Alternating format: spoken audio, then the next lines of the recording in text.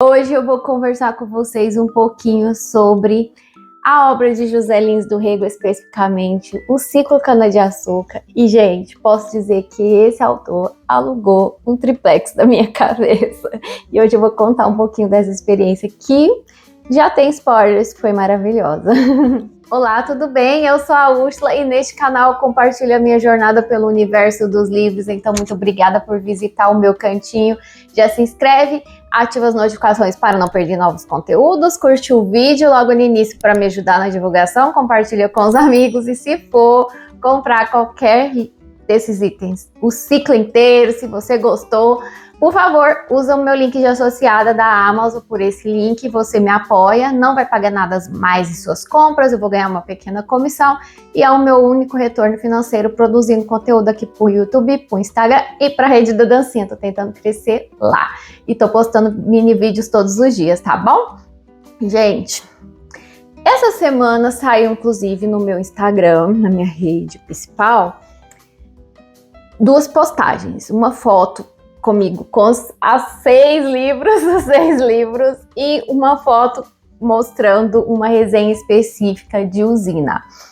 E foi uma jornada que eu comecei com o Menino de Engenho lá em janeiro. Então, o José Lins do Rego tem feito companhia aos meus momentos introspectivos, meus momentos de leitura, e durante todo esse período desse ano, né? Então, são mais de 6 meses, são 10 meses, quase 10 meses, lendo José Lins do Rego. E que jornada incrível! Eu comecei esse livro muito despretensiosamente nessa jornada com o Menino de Engenho. Ele estava na minha lista de 23 clássicos para ler em 2023. Vou deixar aqui o vídeo original para você ir tentando investigar quantos livros eu já li daquela lista.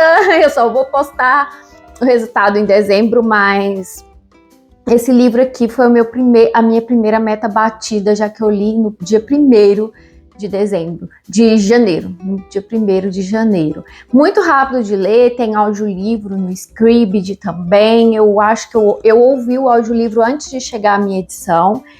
E eu comecei a me interessar por José Lins do Rego, porque ele é um dos autores cargo-chefe da editora Global, que é uma editora que está fazendo 50 anos de sua fundação. É muito interessante ver o catálogo dela, que é majoritariamente de autores nacionais, principalmente clássicos nacionais. Então, tá aí publicando livros da nossa literatura.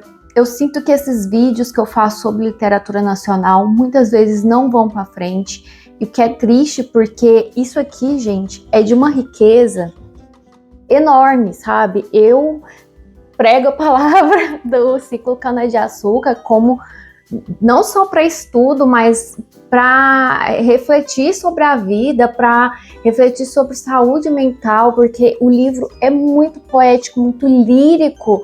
O autor tem uma escrita assim visceral, linda demais mesmo, sabe? E é muito, eu vejo que eu me sinto triste quando eu vejo assim que a literatura nacional não tem reconhecimento, só alguns autores que conseguem chegar ali com alguma visibilidade, mas a maior parte dos autores ficam no limbo. Eu sei que muita gente leu esse livro na escola ou leu para o vestibular, não foi o meu caso, eu passei ilesa por José Lins do Rego, que é uma tristeza, porque eu fui descobrir realmente esse autor o ano passado, quando eu me tornei parceira da editora Global, e desde o ano passado eu estava com muita vontade de pedir esses livros, mas ficava com medo por causa da quantidade. Porém, gente, que jornada linda, que jornada maravilhosa. Eu caminhei cada página de uma forma assim intensa. Todos os livros, não teve um aqui que não me agradou. Todos os livros foram os 5 estrelas ou 4 estrelas e meia. Acho que o Usina foi o que eu dei 4 estrelas e meia, mas assim, posso tranquilamente dar 5 também, porque foi uma coisinha ou outra que me incomodou. E eles refletem muito do autor também, da história do autor. Esse autor que é paraibano, que nasceu na Paraíba, e que conta muito da sua juventude, não como um filho, né, um neto de senhor de engenho. Aqui, gente, nos Trismeis, esse livro ele é dividido em partes, tá? Vamos por partes. Menino de Engenho, que foi publicado em 1932, Doidinho, que foi publicado em 1933, e Banguê, que foi publicado em 1934, vão contar a história do Carlos de Mello, desde a sua infância, com 4 anos de idade. Então a gente vê que Menino de Engenho, que é narrado em primeira pessoa. Esses 3 aqui são narrados em primeira pessoa, acho que Banguê em terceira, mas esse primeiro aqui tenho certeza. E é um autor, né, um personagem refletindo sobre a sua infância. Então percebe-se aqui em Menino de Engenho que é um adulto relembrando os seus tempos de infância. Então aqui vai dos 4 aos 12 anos dele. O Doidinho começa imediatamente, né? Ele indo para a escola. O Carlinhos vai para a escola aos 12 anos, então é mais ou menos dos 12 aos 14. E em Banguê nós temos um salto. É um adulto com 24 anos, precisando lidar com um monte de responsabilidades que veio de uma vez, já que o avô dele está decrépito, está muito idoso, não consegue mais cuidar da fazenda de engenho, do engenho de açúcar, e aí o Carlinhos vai tentar salvar isso da melhor forma possível. Esses 3 livros aqui refletem muito sobre a história do autor, porque ele também viveu nesse meio. E dá para perceber isso porque é muito visceral, é muito real. Tanto as paisagens quanto a forma como ocorria o ciclo cana-de-açúcar, as relações pessoais, a política, porque ele traz um pouco de política também, a decadência do sistema escravagista, que, embora tenha sido abolido, aqui nós percebemos que perdurou por muito tempo uma situação de semi-escravidão às pessoas negras, né? Então o engenho foi continuando dando de riqueza para os seus senhores através da mão de obra grátis, realmente mão de obra semi-escrava, já que não tinha mais a senzala, mas as comunidades negras viviam ali ao redor desse engenho de cana-de-açúcar em sistema muito semelhante à escravidão, considerado sistema de servidão, tá? Muito interessante essa contextualização da forma como a gente vê em Menino de Engenho. O engenho de açúcar muito próspero, com muitas riquezas. Esse menino, ele vem de uma família que foi quebrada, entre muitas aspas, porque o pai, né, do Carlinhos mata a sua esposa, a mãe do Carlinhos. E esse pai, ele tem problemas mentais, né, que não são descritos com muita precisão, mas ele acaba indo para um hospício e isso vai causar uma grande repercussão na vida emocional do Carlinhos, na forma como ele vai crescer com o trauma de ter perdido os pais, porque embora a mãe tenha morrido, ele tenha ficado só órfão da mãe, ele de certa forma fica órfão de um pai que vai ser preso e que vai ser detido em um sanatório. E isso vai influenciar tanto a cabeça dele que a gente vê que pelo próprio título Doidinho, esse medo de ficar como pai. Em Banguê, ele tem uma atitude, o Carlinhos tem uma atitude muito mais deprimida e de reflexão, e ele vai perpetuando esse sistema de servidão, embora fique revoltado com a forma como os negros muitas vezes são tratados de maneira pior do que animais, né? Porque tem alguns momentos aqui em Banguê que ele fala porque o meu avô deixa isso acontecer com uma certa menina que é negra, que ela apanha muito, e ele deixa a menina apanhar, receber maus tratos, mas nenhum animal dele pode ser maltratado. E aí a gente vê um abismo social enorme entre os senhores de engenho e as comunidades de trabalhadores, em sua majoritariamente negros. Esse ciclo é meio que fechado, porque nos próximos livros o Carlinhos vai ser mencionado em muitos momentos porém não como um protagonista, né? Apenas a ser memorável. Entre essas publicações, esse autor, ele publicou muito, tá? Ele foi um autor que entregou bastante conteúdo. Entre essas publicações, ele publica o Moleque Ricardo, esse presente que ganhei de Bruna, que me ajudou a continuar o ciclo, enquanto ainda estava meio incerta a parceria com a Global, porque ela começou ano passado, era para finalizar em maio e acabou sendo estendida, mas aí Bruna me enviou e ele é meio que um spin-off, seria? Ele é um livro que não é considerado parte integrante do ciclo, mas que faz parte de certa forma, porque o Moleque Ricardo, né, o Ricardo, ele é tirado das páginas aqui de Menina de Engenho. E aí nós temos um protagonismo negro, um menino que cresce ali no engenho de Santa Rosa e que vai para a cidade tentar, foge, né, de casa, vai tentar uma nova vida. E a gente vai conhecer a jornada desse menino. É muito maravilhoso esse livro. Ele cita o Carlos também aqui. E eu acho que ele é ótimo para ser lido, tanto antes de Bangui, como depois, como ele foi publicado depois. Realmente ele foi publicado em 1935, ano depois da publicação de Bangui. Acho que ele é essencial para a compreensão do ciclo e também para essa outra faceta do autor, que é trazer um protagonismo negro, que é mostrar um pouco da realidade das pessoas negras tentando sobreviver na época, tá? E aí, gente, essa semana eu comecei a ler, semana passada, na verdade, é porque eu não atualizo muito o Scooby, então não tô atualizando tanto, mas assim, eu atualizo atrasado. Mas o Zina, e aqui nós já temos como protagonismo, começa com o Ricardo, então eu acho que é essencial ler o Moleque Ricardo antes de Usina, porque aqui começa com o Ricardo voltando para Santa Rosa, encontrando devastação e desesperança, porque ele sai da cidade para tentar uma vida melhor no campo e não é o que ele vai encontrar. E a gente também vai acompanhar a família de Juca, que é tio do Carlinhos, que fez de um tudo ali para tirar o Carlinhos do poder. E o tio Juca, ele vai mostrar um pouco desse usineiro, né? Porque ele é o senhor de usina. Então é outra faceta de uma realidade cultural. E a Dondon, que é a esposa dele, que é, na verdade, a grande protagonista, porque mostra muito mais sobre o ponto de vista dela do que do Juca. E o olhar dela para a situação que acontece, a situação das mulheres naquela época. Eu gostei que o autor trouxe essa outra faceta, que é retratar as dores, dessabores de mulheres, né, na década, nessa contextualização histórica. Então, esse aqui, ele tem essa pegada muito interessante.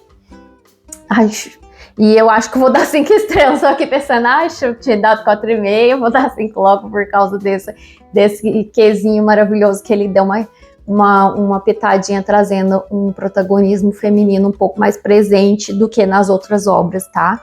E eu quase esqueço de pontuar dois fatos muito importantes que ocorrem aqui em Moleque Ricardo e em Usina, porque em Moleque Ricardo, o Ricardo vai para a cidade, vai em busca de melhores condições de trabalho e ele vai se ver envolvido em situações na luta dos trabalhadores brasileiros da época. A gente então tem essa contextualização também dos brasileiros trabalhadores lutando por melhores condições de trabalho, porque eles não tinham muitos direitos naquela época. Então é muito legal essa faceta aqui. Tem uma faceta do carnaval também, gente. Nossa, só a riqueza cultural no Moleque Ricardo. Ele precisa ser muito lido.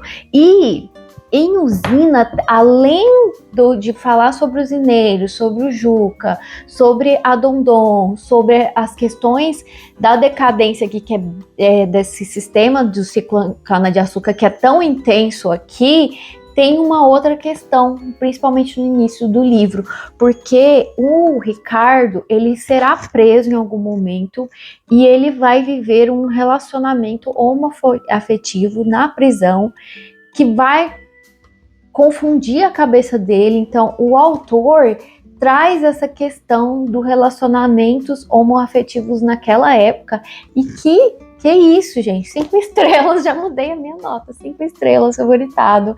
Eu tinha esquecido dessa outra faceta, porque o Zina é revolucionário em relação aos outros, porque começa a trazer diferentes olhares e óticas de personagens, né, do ponto de vista feminino, do ponto de vista de um usineiro, de um dono de usina, do ponto de vista de um homem negro, e também os relacionamentos homoafetivos aqui. Muito legal esse livro, gente. Por isso que eu falo, todo o livro aqui, todos os livros do ciclo Cana-de-Açúcar tem um quesinho, uma pitada, um tempero ali, um tempero muito interessante para você conhecer a jornada do autor durante a sua época de vida e também do que estava acontecendo no Brasil, né? O autor, em alguns momentos, ele parou, né, de postar sobre o ciclo Cana-de-Açúcar, ele se concentrou em outras obras, e aí, lá em 1943, mais de 10 anos depois da publicação do primeiro livro, né, ele publica O Fogo Morto, né? E aí o Fogo Morto retorna ao ciclo Cana-de-Açúcar para finalizar realmente essa obra, para trazer outros personagens, para mostrar uma outra faceta. E eu acho que por isso muita gente consegue ler O Fogo Morto sem ter lido os outros livros, mas eu não recomendo. Eu acho que a grande obra, eu acho que é muito grandioso para o leitor, para a compreensão do contexto histórico do Nordeste brasileiro.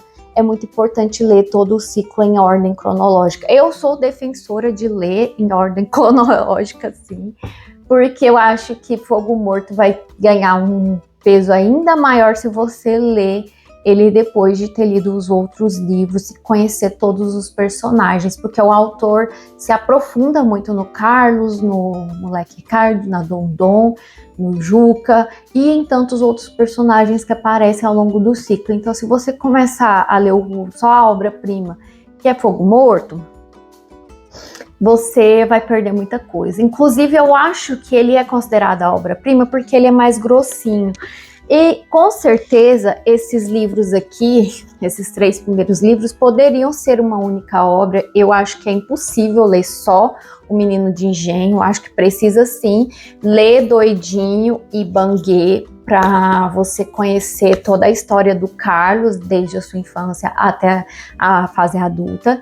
Então, para mim, funcionaria se tivesse sido publicado como um livro único, mas eu entendo que ele fez dessa forma para poder ter mais publicação e também para não ficar uma obra muito longa, né? E para conquistar o leitor.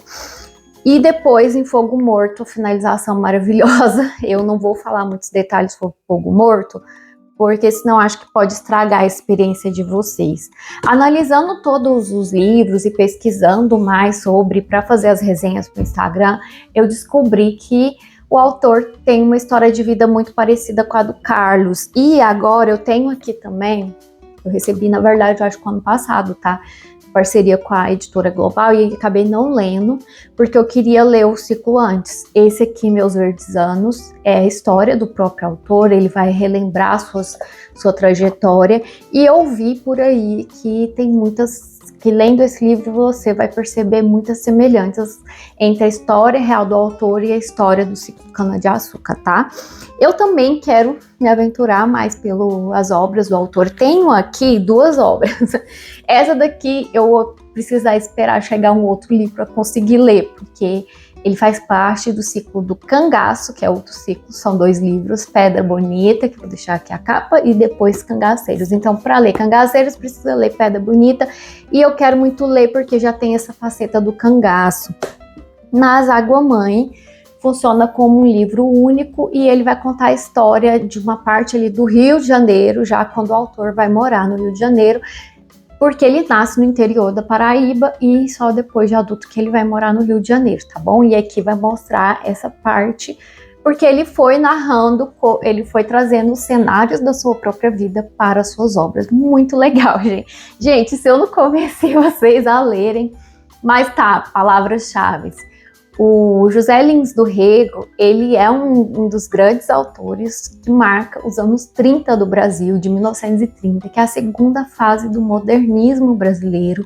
Então ele tem uma coisa muito importante de retratar a história do Brasil, um recorte da história do Brasil, que se depara muito em cima do ciclo cana-de-açúcar, desde do início da decadência até realmente o fim desse sistema de engenho de açúcar como acontecia na época. Então a gente vê os senhores de engenho com muito dinheiro no início do livro, do primeiro livro de Menino de Engenho, mas já sentimos aqui que a coisa não tá tão legal como era antes. Tão legal assim, né?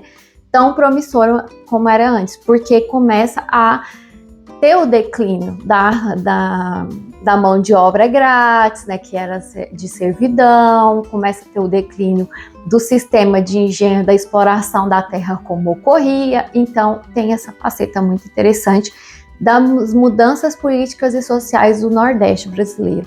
Vamos também conhecer um pouco além do sistema de engenho de açúcar, né, de cana-de-açúcar, nós vamos conhecer as diversas abismos sociais, as diferenças e desigualdades sociais que ocorriam na época, pessoas brancas, pessoas negras, a mão de obra escrava, a mão de obra de servidão, a forma como os negros tinham que sobreviver na época, isso é muito bem trabalhado. Tem um pouquinho de como as mulheres, principalmente as esposas de senhores de engenho e as esposas de usineiros viviam, então eu acho que também é legal, isso é mais retratado em Usina.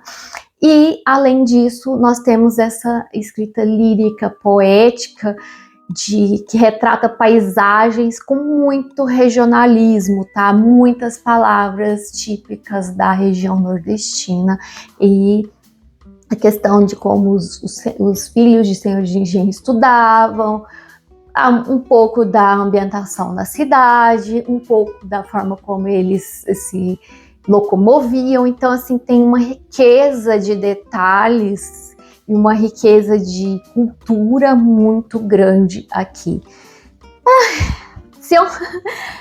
Então, gente, eu finalizo esse vídeo, já acho que eu já falei muito sobre o ciclo, mas queria deixar aqui no canal, né, esse registro da minha trajetória lendo José Lins do Rego, me apaixonando por cada página, descobrindo o Brasil. Esse ano foi um ano de descoberta da história do Brasil.